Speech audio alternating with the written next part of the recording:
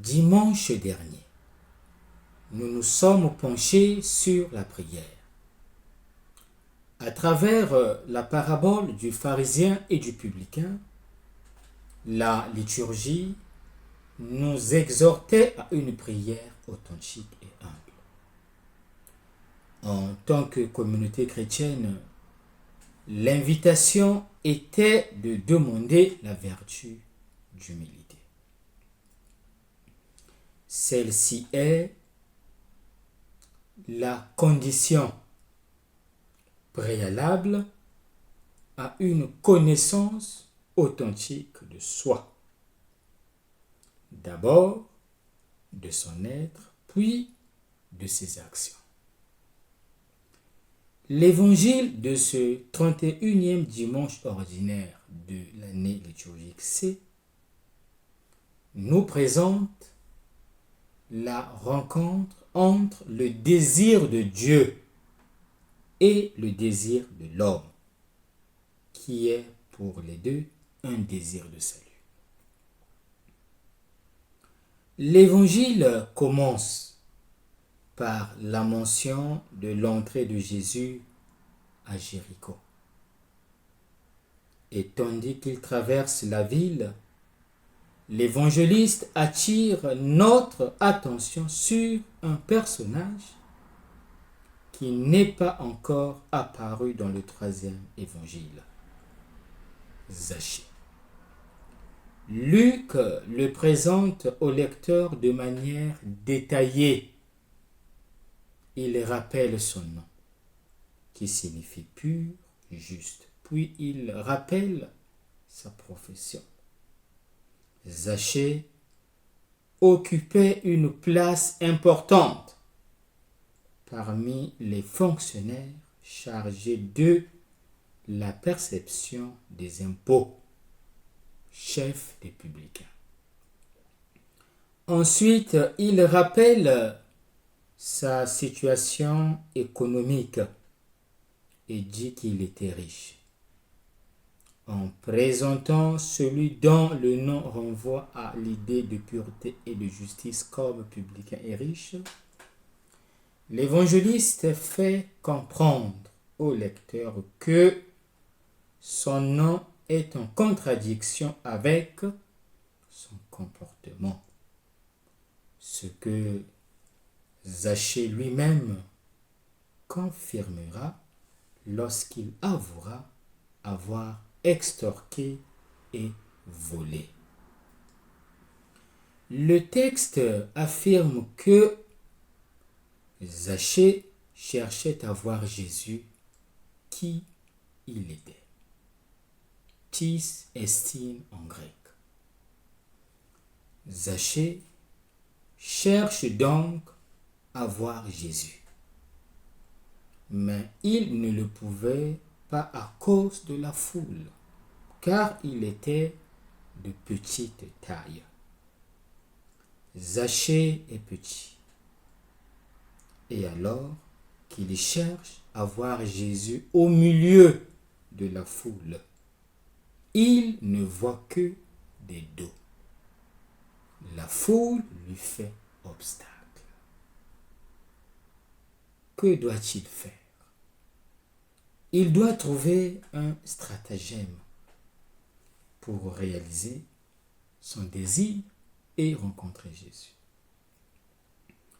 Le comportement de Zachée devient alors instructif et exemplaire. Pour rencontrer Jésus, il faut sortir de la foule. Oser sa singularité.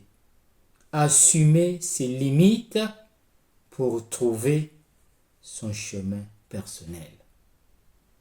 Avoir le courage de sortir du rang. La grandeur du petit Zachée réside dans l'acceptation intelligente de la limite de sa taille et dans le fait de trouver de l'aide dans un sycomore sur lequel il grimpe pour pouvoir voir Jésus. les limites précises qui nous habitent, physiques, morales, intellectuelles. Si elles sont reconnues, nommées, assumées avec maturité et intelligence, non seulement ne nous empêchent pas de rencontrer le Seigneur, mais nous permettent de réaliser cette rencontre dans la vérité. Cette acceptation nous rend également intelligents dans notre capacité à recourir aux créatures qui vivent à nos côtés pour pallier notre indigence. À ce stade, en effet, Zachée fait appel à son intelligence et à son imagination. Zachée, dit le texte, courut en avant, c'est-à-dire qu'il précéda le cortège qui accompagnait Jésus et grimpa sur un arbre en calculant où Jésus passerait. Nous avons ici la mise en pratique de son travail intérieur qui le pousse à l'action. Une action intelligente et créative.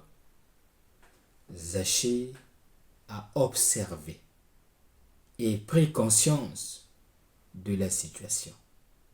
Il a formulé une hypothèse de solution et l'a mise en pratique. Il a agi.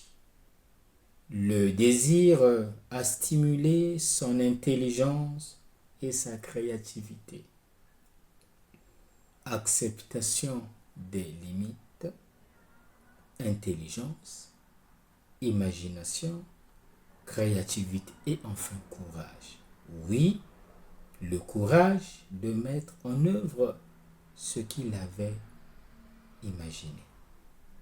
Et dans ce geste un peu enfantin qui ne convient pas à un chef des fonctionnaires publics chargés de la perception des impôts, il y a son exposition, son risque. Zachée redevient un enfant. Il court, grimpe à un arbre, se met en hauteur pour voir Jésus. Et son exposition est vue. Et tandis que Jésus s'adresse à lui, nous pouvons imaginer que tout le monde, la foule, s'est également tourné pour regarder et a reconnu le publicain détesté. Et peut-être a-t-elle même raillé cet homme qui s'était mis dans une situation plutôt ridicule. Mais dans sa joie enfantine, la surprise de ce qui lui arrive l'emporte largement et étouffe dans l'œuf toute honte éventuelle. Lui aussi est rempli de joie, dit le verset 6, comme celui qui a trouvé un trésor en labourant son champ. Matthieu chapitre 13, verset 44. Zachée a rencontré Jésus.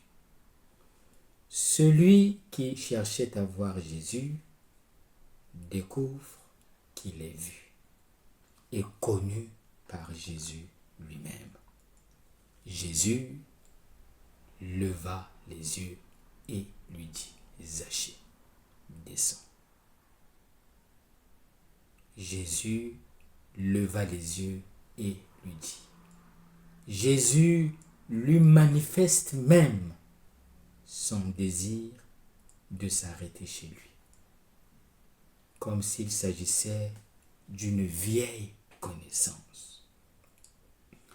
Le chemin que Zachée invente pour rencontrer Jésus aboutit à la découverte que Jésus était déjà en route pour le rencontrer. Le Fils de l'homme est venu chercher et sauver ce qui était perdu. Souvent, nos recherches et nos chemins spirituels aboutissent à la découverte que le Seigneur nous cherchait déjà et était en route vers nous. Ces recherches sont notre façon de tout préparer à l'événement de la grâce. Quel est l'enseignement à retenir? La force du regard de Jésus qui ne voit pas en Zachée le publicain, le pécheur, l'homme de petite taille, le riche, mais un homme et un fils d'Abraham, conduit Zachée à retrouver la vue, à racheter son regard. Il voit désormais que derrière l'argent qu'il s'est approprié, il y a des personnes. Il voit désormais les pauvres et intervient concrètement en leur faveur. Les gestes de conversion que Zachée accomplit ne naissent pas d'une réprimande de Jésus, mais de l'accueil inconditionnel et étonnant que Jésus lui réserve. Certes, face à cela, il reste toujours la possibilité d'un regard non évangélisé, un regard qui ne voit en Zachée qu'un pécheur et en Jésus une personne dont il faut s'indigner. Voyant cela, tous murmuraient. Il est allé loger chez un pécheur. À quoi nous convie ce dimanche? Nous sommes invités à être des signes de l'amour de Jésus envers les pécheurs et envers tous. Quel regard portons-nous sur les autres? Il y a un regard qui tue, qui enferme l'autre dans ses blessures ou dans son péché, qui ne lui donne aucune chance. C'est le regard de la foule sur Zachée. C'est un pécheur. Il y a un regard d'espérance, d'espoir, de confiance. Un regard qui fait exister, qui fait grandir. Et c'est le regard de Jésus. Un regard de miséricorde. Car personne ne peut s'identifier à son péché. Il y a toujours une mèche dont la flamme est éteinte. Et Jésus non seulement la voit, mais fait tout pour la rallumer. Le regard de Jésus pénètre au-delà de notre péché, dans la profondeur de notre cœur, là où se trouve notre capacité d'accueil. Et à cette capacité, il dit, je me tiens à la porte et je frappe. Apocalypse 3, verset 20. Ton péché ferme la porte, mais une porte fermée ne me fait pas peur. Je frappe, j'appelle, j'interpelle. Quel regard portons-nous sur les autres? Bon dimanche à tous.